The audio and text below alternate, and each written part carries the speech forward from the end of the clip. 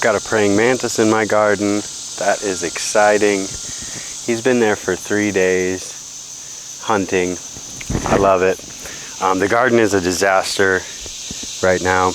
Let's just go through it and I'll explain everything of what's going on. Haven't had a video in a few weeks, so let's get right to it. In the pepper bed, I've got all colors of peppers.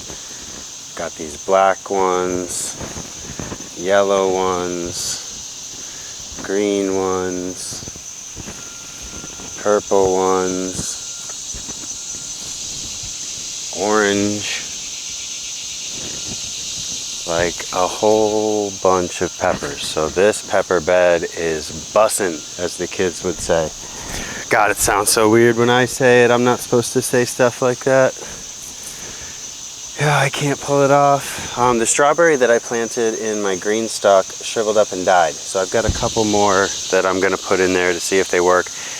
One thing I've learned about the green stalk is you've got to be on it with fertilization. Look how yellow all these look.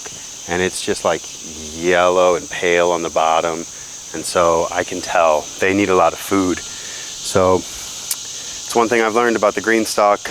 Make sure you're fertilizing well. Over here, the cucumbers, the China jade cucumbers, I've got destroyed by bugs. And so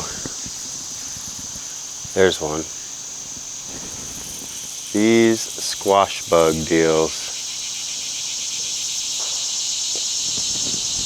The adults of those bugs are like a hard shell and hard to crunch, but if you get them while they're small, in like the nymph stage, you can smush them real easy with your hands. So I've been coming out here and just smushing them. I think that these cucumber plants are basically shot. I know that this one is. This is a whole dead vine, so I'm gonna pull that out of here. But this one, kind of like a tomato plant, cucumbers grow suckers. So there's like a healthy leaf right there. And so I think maybe if I come out here and kill all the bugs off, maybe I can grow more cucumbers from like one of these side shoots. So I'm not giving up on my cucumbers even though they're getting torn up by insects. Little bumblebee visiting my squash flower. The squash has powdery mildew, and so I'm gonna have to remove all those affected leaves.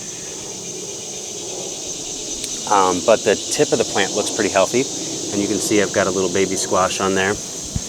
But also got a lot of squash bugs in here, so I've been coming through and squishing them.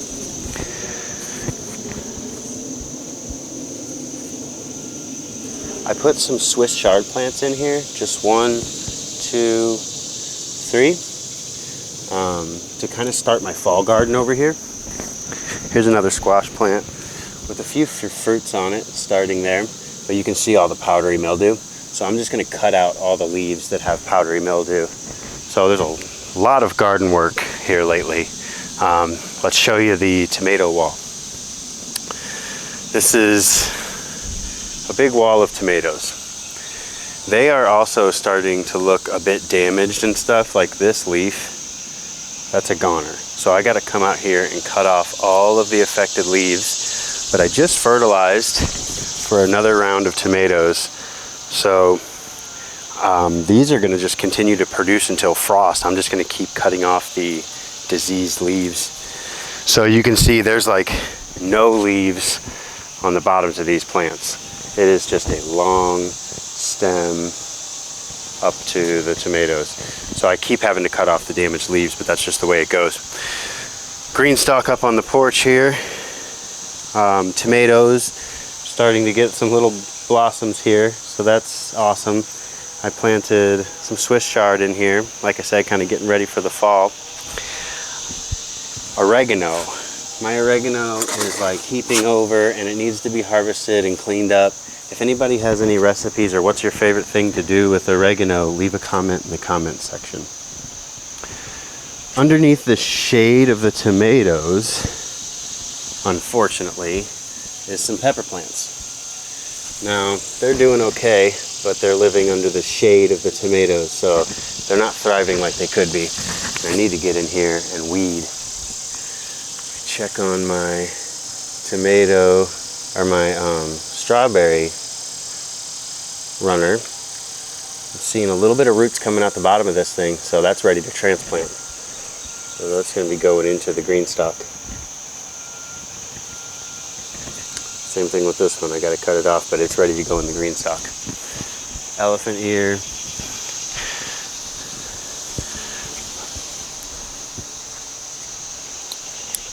All right, I'm gonna kind of cut this video a little bit short because there's not much else to show you. Oh, I should show you the tomato along the wall because there's a bunch of them. So down the wall, just as I'd planned, I've got tomatoes growing all the way down to the ground. Get some of these weeds out of here. So this totally worked. I'm going to do this every year from now on, where I grow tomato plants on the top of my retaining wall and let them hang down. It's like just easy peasy as far as trellising, and it's nice. So I'm going to do that every year from now on. All right, the last thing we're going to show you is the little grape that could. I didn't realize this about Concord grapes, but they really need to climb. I should have guessed that. So it was kind of getting a little bit sprawly, and I just wove it around this stick that was the original stick. So I kind of just wrapped it around. So the little grape is surviving. I wouldn't say it's thriving, but it is definitely surviving. Let's look at the south garden. I've got my turnips over here. The weeds are bigger than the plants that I'm trying to grow intentionally, so I got to get in here and weed. And I don't know if any of these turnips are going to be any good, but there's just a lot of weeds in there. So kind of slow going with the south garden. But like I said, I only get just a little bit of sunshine through that hole. So once the fall starts and the leaves start falling, I'll get a little bit more sunlight for my winter and fall garden. I'm going to grow some things under cover over there. I'm going to try to grow Swiss chard and greens all throughout the year. So we're going to see how it goes. My girl loves lettuce, so I'm going to try to grow as much as I can of it, like leafy greens. Okay, last thing before we close it out, let's do the little tickle me plant.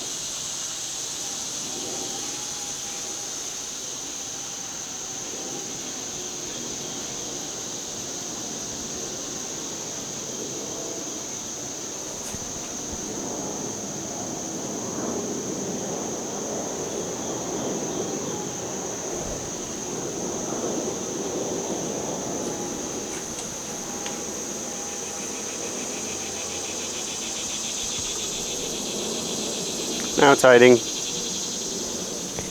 All right, so I've got 24 subscribers. That's more than I had last time. Let's get to 25. If you're out there and you're not a robot, please leave a comment.